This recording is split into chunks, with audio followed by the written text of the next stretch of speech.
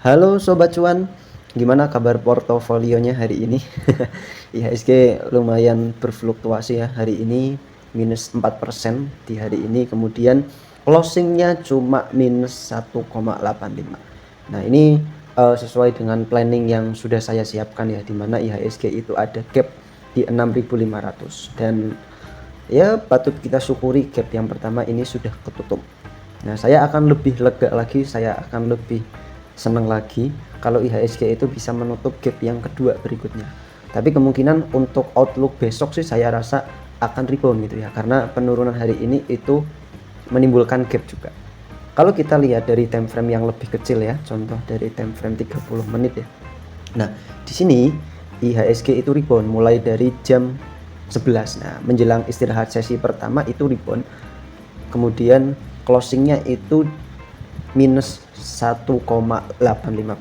Nah, itu IHSG. Tapi kalau kita perhatikan ya dari time frame yang lebih kecil di sini, time frame 30 menit, saya rasa berdasarkan moving average yang dipakai di sini beberapa kali menyentuh MA20 ini yang warna kuningnya paling terang ya.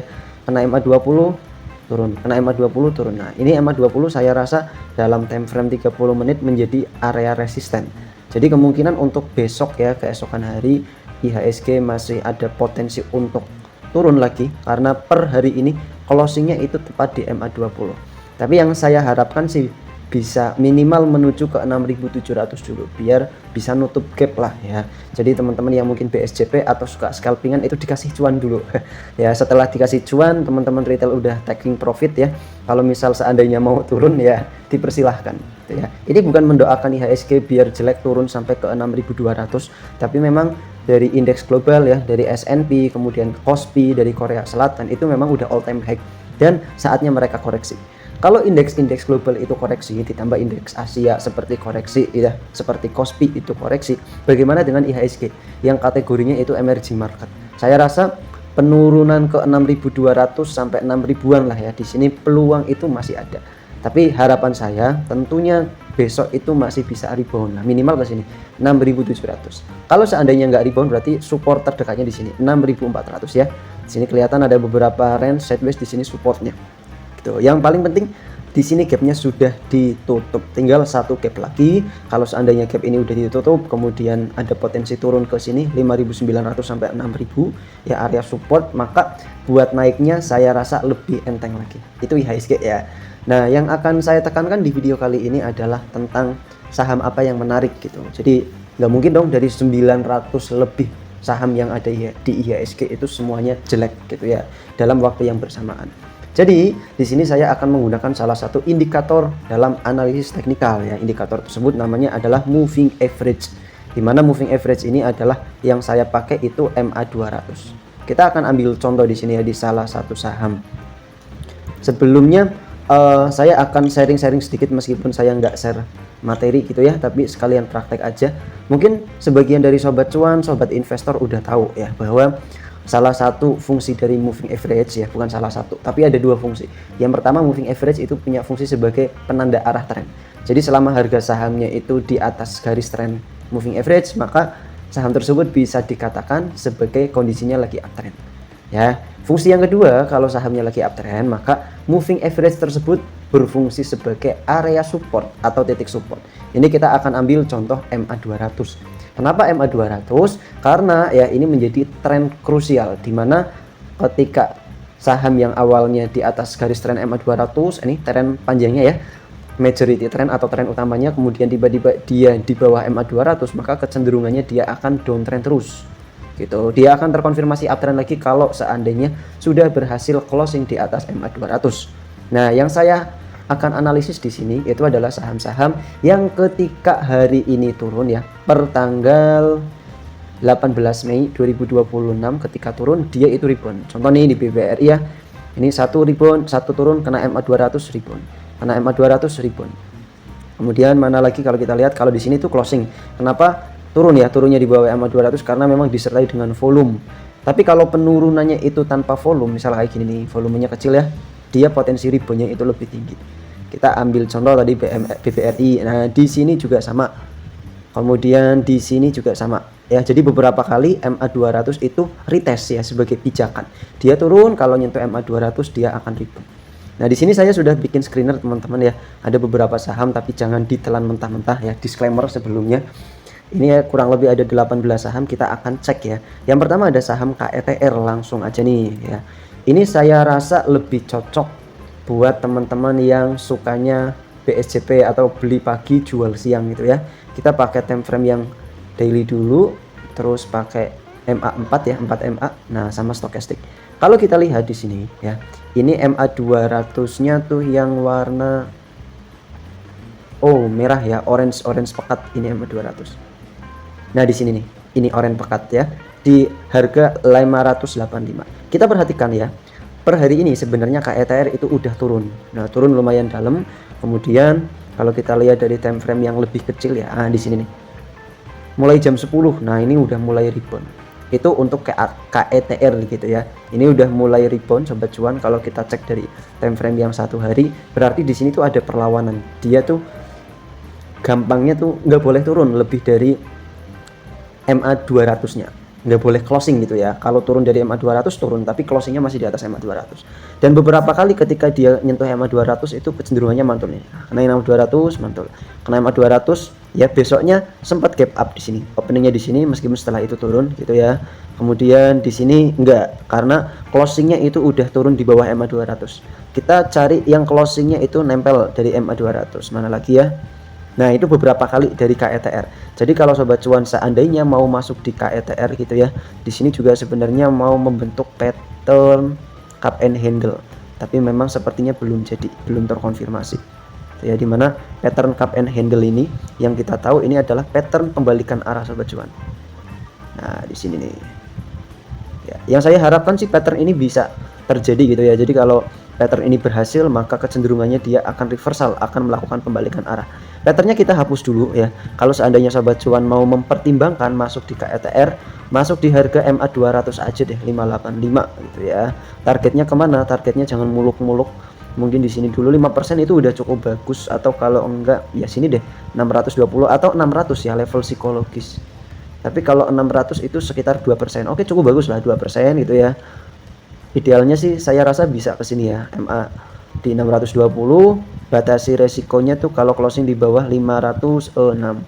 Jadi secara risk to reward 1:1,5 gitu. Tapi kalau sobat cuan itu menaikkan batas resikonya di sini, batas stop lossnya di 2%, maka secara risk to reward 1:2. Ini saham yang pertama KETR. Jadi saya rasa saham ini ada perlawanan ya, karena memang ada sinyal pembalikan arah. Kemudian kalau dilihat dari volume ya, ini ketika dia naik itu volumenya kenceng, ketika dia koreksi itu volumenya hilang tuh. Nah, ini naik kenceng lagi, ini volume harga saham turun, volume juga ikut turun. Nah, ini tanda-tanda dia akan ada potensi untuk reversal ya. Kalau seandainya terkonfirmasi si KETR ini breakout ya dari pattern cup and handle, maka potensi penguatannya bisa ke sini. Lumayan menarik nih ya. Di harga 960 atau 1000 lah ya. Ini untuk jangka menengahnya. Tapi karena marketnya lagi kurang kondusif, jadi mungkin ya 5% sampai 8% ya, sampai 10% itu saya rasa udah cukup gitu. Itu yang pertama, ada KETR. Yang kedua ada Pegas ya. Kita cek saham Pegas. Nah, saham Pegas juga kurang lebih sama ya. Ini setelah turun karena memang pada saat itu tuh harga minyak anjlok ya, makanya turun, dia downtrend, kemudian sempat rebound. Nah, per hari ini secara stokastiknya tuh udah golden cross di area oversold ya, kemudian dia menolak turun dari area MA200 nya. Sini kelihatannya ketika nguji MA200 nggak berhasil closing di bawah MA200, dia rebound. Karena MA200 dia rebound meskipun closingnya kena MA200 lagi. Meskipun closingnya turun maksudnya. Nah, ini beda hal karena closingnya itu udah di bawah MA200. Nah, terus selain itu mana lagi ya?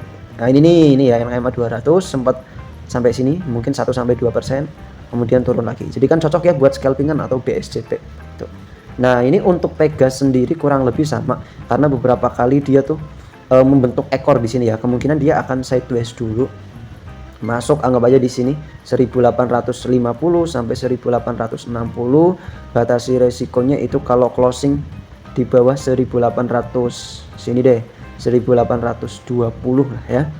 Targetnya kemana bang? Targetnya itu di MA20 nya dulu, 1900 itu 2%. Target yang kedua itu 1950 deh ya, 1950 4%. itu udah cukup lah ya. Kalau udah sampai sini ya mungkin bisa tercapai dalam beberapa hari, karena Pegas termasuk salah satu saham blue chip dimana kalau naik itu ya nggak terlalu signifikan banget ya, kecuali memang ada sentimen yang bisa menggerakkan kenaikan harga sahamnya. Itu yang kedua Pegas. Yang ketiga ada saham BBTN. Nah ini saham banking ya, kalau saya bilang sih BUMN tapi agak anak tiri gitu ya. Kenapa anak tiri ya, karena secara kinerja nggak secemerlang yang lain, tapi secara valuasi kalau berdasarkan PBV-nya itu dia masih sangat-sangat murah sobat cuan ya. Nah untuk BBTN juga kasusnya sama ini ya, dimana ketika dia kena MA 200 ya dia tuh rebound, dan kalau kita lihat MA 200 di sini tuh ya itu menjadi area supportnya. Nah ini untuk BBTN hari ini, dan meskipun hari ini turun lumayan dalam 5%, tapi penurunan volumenya itu masih di bawah rata-rata volume 10 hari terakhir, 20 hari terakhir ya, volume 20 hari terakhir, dan di sini juga udah oversold gitu ya. Jadi saya rasa potensi untuk reboundnya besok itu bisa. Ini untuk si BBTN. Kita cek dari time frame yang lebih kecil coba. Nah ini nih tepat banget ya, setengah 4 itu udah rebound 1%. Nah mungkin targetnya sini sobat cuan ya. Kita beli di 1250 sampai selalu itu sini aja 1270, targetnya 1300 deh ya, tepat di MA 200. Pasang stop loss kalau closing di bawah 1240 secara distribute 1:1. Ini untuk BBTN. Jadi BBTN Pegas ini bukan termasuk saham-saham yang secara kenaikan dan penurunan agresif, tapi ya kalau bisa ngasih return atau capital gain 2% itu udah lumayan gitu ya. Yang ketiga AHAP ini mending nih, lumayan nih ya. AHAP kalau kita perhatikan ya di sini itu menjadi area supportnya nih di sini AHAP. Nah, dimana dia menyentuh level supportnya beberapa kali kemudian rebound. Kalau kita mau cek dari time frame yang lebih kecil tuh, nah di sini udah mulai ada tanda-tanda rebound gitu ya untuk AHAP itu sendiri. Jadi langsung aja bikin trading plan-nya tanpa berlama-lama. Masuk area level entry-nya di 100. Targetnya mungkin ke sini dulu. Ya 104 itu udah cukup, dapat 4% gitu ya, 103 sampai 104 lah. Kemudian jangan lupa batasi resiko ya, 97 aja, jangan terlalu itu, karena kalau si AHAP ini closing dari MA 200, closing dari 97 ya level supportnya, dia akan menguji level support berikutnya ada di sini. Ini untuk AHAP ya, level support berikutnya ada di 85. Jadi tetap batasi resiko dan harus tega cut loss kalau memang udah nggak sesuai dengan trading plan kita. Tuh ini AHAP, kemudian ada INKP. Kita agak cepat aja karena ada beberapa saham gitu ya. Untuk INKP sendiri ini sebenarnya kalau dari MA 200-nya masih uptrend ya, tapi kalau dari MA 100 yang di sini tuh udah downtrend. Nah kita cek dulu dari pergerakan yang lebih kecil coba. Nah di sini udah mulai ada tanda-tanda rebound. Untuk INKP rebound disertai dengan volume yang cukup besar. Tapi memang untuk INKP harganya secara nominal ya udah cukup mahal, tapi secara rasio price to book value itu masih cukup murah ya, PBV-nya masih di bawah 0. Dan lagi-lagi di area MA 200 ya, ini beberapa kali tuh menjadi ininya. Nah checklistnya nih, support ini ketika breakout naik, ini juga sama jadi area pantulan, ini sama tuh. Jadi level 8550 ini masih cukup menarik untuk INKP ya. 850, 8550 batasi resikonya kalau closing ya, tapi kalau belum closing ya ditunggu aja. Sini deh ya. 4% 8200 karena di sini tepat menjadi area titik supportnya. Targetnya bisa kita naikkan juga. Nah, di sini 8800. Kurang menarik ya sebenarnya sih. Ya, sinilah ya. 9000 itu kalau bisa. Kita coba pakai MA5. Ini stokastiknya ilangin dulu karena ini bukan yang berbayar ya. Jadi maksimal cuma 2 indikator. Nah, kalau dari MA5-nya tuh di sini 8950. Jadi potensinya tuh 4%, 1:1. Ya, oke lah, cukup menarik. Itu ya, ini MA5, ini 20, 50, ini 100, ini yang 200. Tuh. Oke, ini untuk INKP. Untuk laju KBAG sama HAJ aku lewati aja. SMSM itu juga sebenarnya buat trading kurang menarik. Ini lebih cocok saham-saham untuk dividen ya. karena naiknya tuh paling kayak gini nih, 1%, 2% mentok banget gitu ya. Secara volume juga kecil di sini gitu. Kalau mau masuk juga silahkan, tapi kelihatannya sih di sini area resisten ya, beberapa kali mau ditembus nggak kuat. Jadi kalau misal mau dapat harga bawah, tunggu aja di bawah kayak gini tadi, 1800 atau di 1820 ya. Kemudian ada saham KOPX, coba kita cek ya. KOPX saham apa nih? Kopeksindo Traktor. Oke. Biasanya saham-saham kayak gini saya sedikit menjauhi, tapi kalau sobat cuan mau trading juga oke lah ya, karena saham ini tuh ketika sahamnya volumenya turun, dia tuh potensi naiknya ada gede gitu. Jadi untuk KOPX mungkin spekulatif buy kali ya. Antrikan aja kalau misal mau metodenya antri 170 sampai 166, tapi kalau mau langsung HK ya sini aja langsung ya, 170. Targetnya sini ini 25% nih, 170 sampai 179. Nah, kalau closing di bawah 160, sebenarnya 160 lebih 162 aja deh. Kalau closing di bawah 162 ya bisa batasi resiko. Ini untuk KOPX. Tapi kalau kalian itu bersabar dikit ya, tunggu di 165 ya, mungkin secara risk to reward akan lebih menarik. Ini saya bilang menarik karena apa? Karena ketika dia naik volumenya kencang, ketika dia turun volumenya itu turun kayak gitu. Jadi koreksinya adalah koreksi-koreksi yang wajar. Cuma memang kalau kita lihat dari track recordnya ya, memang nggak terlalu liquid banget, banyak volume yang kosong kayak gini. Ini untuk KOPX. Selanjutnya ada CITI, coba kita lihat CITI. Nah, untuk CITI kurang lebih hampir sama ya. Jadi untuk CITI sendiri kalau kita mau bikin trendline, ini sebenarnya cukup menarik nih CITI. Tinggal konfirmasi breakout kalau metode kayak gini saya sih. Jadi tetap masukin watchlist gitu ya, tapi tunggu konfirmasi breakout. Kalau seandainya berhasil breakout gitu ya, maka si CITI ini potensinya akan ke sini. Karena dia sekali naik itu bisa arah guys ya. Nah tuh 290 tuh bisa. Kalau seandainya berhasil breakout dari 210. Tuh, tapi karena ini harganya turun ya, volumenya turun, kemudian kena MA 200 ya. Oke aja mungkin masuk sini 180, it's okay. Batasi resiko ya pakai trendline atau di sini aja deh 175. Kalau closing di bawah 174 ya, itu batasi resiko. Target penguatannya ke sini dulu 9% berarti. Tapi kalau kalian rulesnya 2%, 3% itu bungkus ya silahkan, karena memang kondisi marketnya seperti ini. Cuma saya rasa masih ada potensi harapan ya, kalau dia hijau tuh biasanya bikin ekornya tuh panjang, dan naiknya tuh di atas 10% rata-rata kalau dia hijau. Jadi oke, spekulatif buy aja dan masuknya itu jangan terlalu banyak ya. Jadi penting juga yang namanya money management itu. Kalau kita cek pakai ini coba, kira-kira gimana? Nah, dia terkoreksi di level 0,78, potensinya bisa rebound ini untuk si CITI gitu ya. Nah terakhir nih, satu saham lagi ini nggak masuk sini, saya juga kurang tahu. Namanya sahamnya adalah True ya. True or false ya, True or false. Kalau kita perhatikan saham True ya, misal mau pakai ini dulu deh.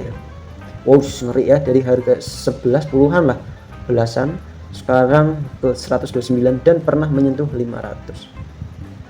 Kalau kita cek pergerakannya dari sini ke sini itu, nah ini kena 0,786. Jadi saya rasa dia rebound itu potensinya masih cukup terbuka. Ditambah lagi penurunan hari ini tanpa volume, ini udah oversold, ini kena MA 200, dan di sini tuh area supportnya si True.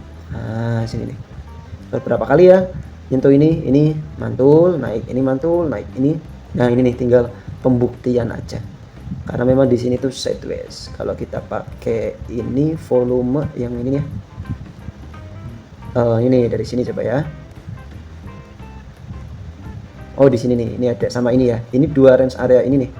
Nah ini area konsolidasinya si True. Nah kita bisa memanfaatkan gitu ya. Jadi kalau mau masuk di 129 untuk True sendiri ya sobat cuan, masuk aja 129. Kalau closing di bawah 123 itu bisa batasi resiko, atau kalau mau ditunggu di MA 200 kalian mau sabar juga it's okay, itu lebih bagus gitu ya. Tapi kalau seandainya takut kehilangan kereta ya monggo. Nah targetnya di high sebelumnya aja ya, harga tertinggi sebelumnya aja, atau kita pakai MA yang lebih kecil deh, time frame yang lebih kecil berarti sini 138 masuk 129 138 itu 7%, berarti ini nih 132 kalau misal seandainya mau scalpingan. Ini di MA20 nya, sorry 132 betul. Kalau scalpingan ya berarti 2% banding 2% juga sama, biar secara risk to reward 1:1, resikonya nggak terlalu besar ya. Ini untuk saham true gitu. Tapi kalau misal seandainya mau dipakai apa namanya swing ya sedikit gitu ya, ya silahkan gitu, minimal kesini dulu 137, kemudian ya uji sini lah 160. Nah, lumayan nih penguatannya. Ini untuk saham terus sendiri. Oke, mungkin yang lain kalian nanti bisa cek sendiri ya sobat cuan ya. Terima kasih untuk videonya udah lumayan panjang, semoga bermanfaat. Dan disclaimer gitu ya, disclaimer ini bukan rekomendasi buy atau sell, tetap analisa kembali, tetap analisa ulang, dan ini bukan satu-satunya indikator yang paling powerful gitu. Terima kasih dan sampai jumpa di video berikutnya. Terima kasih.